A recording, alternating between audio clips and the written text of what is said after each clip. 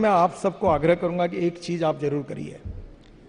हमारे देश में हम लोग 7 लाख करोड़ का ये पेट्रोल डीजल इंपोर्ट करते हैं। ये हमारे देश का किसान तैयार कर सकता है। ये दिल्ली में जो पोल्यूशन होता है इसका कारण जो राइस स्ट्रॉ है, परली जो जलाते इसके कारण हो रहा है। अब हमने निर्णय किया है, पेट्रोलियम मंत्री जी ने, अब वो कन्विंस हो गए। मैंने कहा क्यों 70-70 हजार करोड़ की रिफाइनरी डालते हो, ये किसानों को तैयार करो। और अभी फर्स्ट जनरेशन इथेनॉल यानी मोलाइसिस टू इथेनॉल बनता है। सेकंड जनरेशन इथेनॉल यानी cotton straw, wheat straw, rice straw, bagasse और बांबू, पूरे नॉर्थ ईस्ट में बांबू बड़ा हुआ है, उससे इथेनॉल बनता है। और थर्ड जनरेशन इथेनॉल यानी कॉर्न, राइस कट, इससे बनता है। अब भारत सरकार ये पॉलिसी बनाई, कैबिनेट के पास आई है। अब इससे एक नया रिवोल्यूशन हो रहा है। अब गेहूं और चावल लगाकर किसानों की तस्वीर नहीं बदल सकती।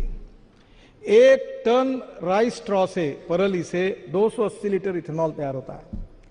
और मैं कोई भी चीज प्रूफ के सिवा बात नहीं करता। मैंने उस दिन नीतीश कुमार मेरे घर पर आए थे, उस दिन बजाज ने एक बाइक, एक ऑटो रिक्शा, एक इलेक्ट्रिक ऑटो मेरे घर पे लाई थी।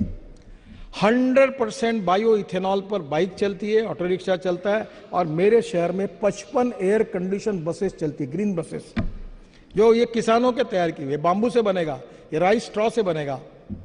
और ये निर्णय भारत सरकार ने किया है।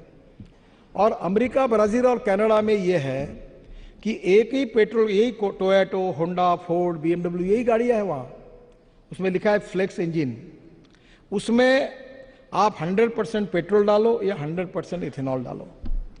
अब मैं आपको बता रहा हूं, ये पूरा ethanol, bio CNG, biodiesel, methanol, इसी पर एक बार कभी बैठेंगे, मैं आपको बताऊंगा।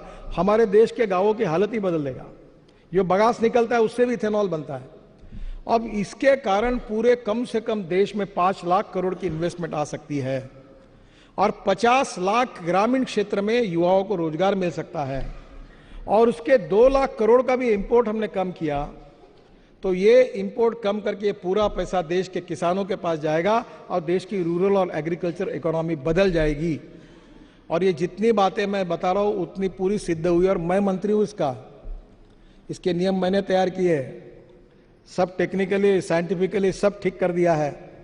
और आपके यहाँ ये आपने ऐसे इनिशिएटिव लिए तो आपके क्षेत्र में हजारों युवाओं को काम मिलेगा। अब इंडियन ऑयल और भारत पेट्रोलियम के बजाय हमारे किसानों ने तैयार किए हुए फ्यूल पर, वो भी पोल्यूशन कम करता है, cost effective, import substitute, pollution free, indigenous. 1 litre petrol की कीमत 80 रुपए, 1 लीटर डीजल की कीमत 60 रुपए और 1 लीटर इथेनॉल की कीमत 42 रुपए। पर कैलोरिक वैल्यू कम है तो इक्विवेलेंट टू आएगी 47 रुपीज। और उतनी ही बिजली पे कार चलाओगे तो कीमत है 10 रुपए। क्यों हम इंपोर्ट कर रहे हैं, क्यों पोल्यूशन बढ़ा रहे हैं, क्यों नहीं हमारे देश में इसको हम तैयार करें। ये उससे भी अच्छा फ्यूल है। और अब भारत सरकार में हमने इसको गति दी है। आपके कचरे से, आपके बायोमास से, आप अगर ये काम जोरों में, आपके पास बांस है, अब बांस का कितना उपयोग है। मैंने 3 शर्ट बांस के बनाए हुए प्रधानमंत्री को दिए, 70% बांस, 30% कॉटन। इतने सुंदर शर्ट है कि आपने जितने कपड़े पहने उससे फाइन शर्ट है।